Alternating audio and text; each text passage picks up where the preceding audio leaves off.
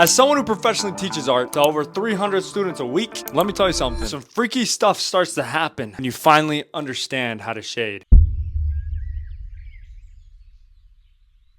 And I've seen it.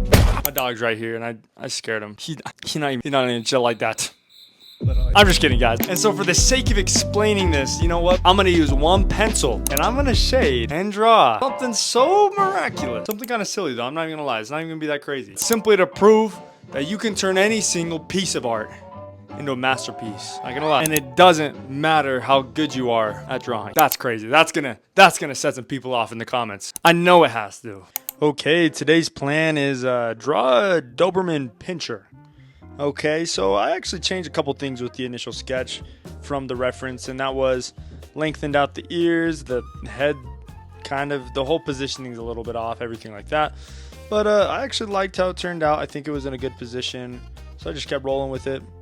Had everything pre-graphed for you guys, so it made it even easier. So you guys wouldn't even have to worry about that. Just a little friendly thing from me to you.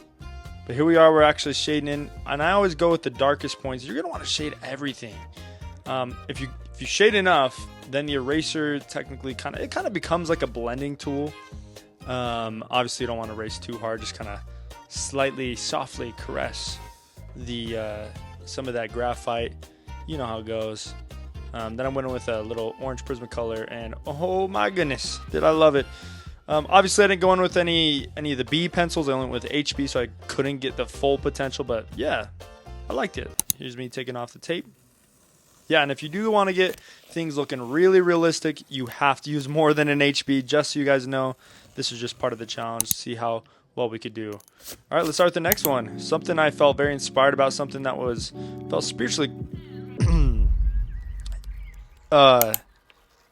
spiritually connected to.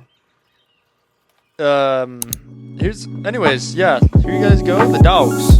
Anyways, I hope you guys enjoyed this strange video.